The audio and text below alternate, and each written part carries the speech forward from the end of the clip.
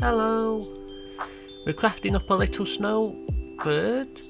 It's based off a craft I've done before, and when I thought of what Christmas costume to make for them, I realised that they look like a snowman. And instead of creating a snowman outfit like the other costumes I've done, I just decided to needlefelt it from scratch.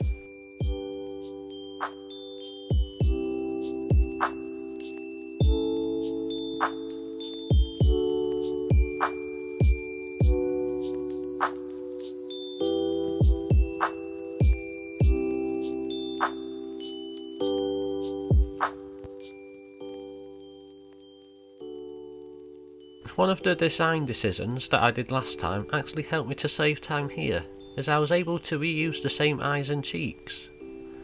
Make sure to check out that video to see how it's made after this video. Oh, and if you've made it this far in the video, tell me in the comments if you've made a snowman or even a snowbird before.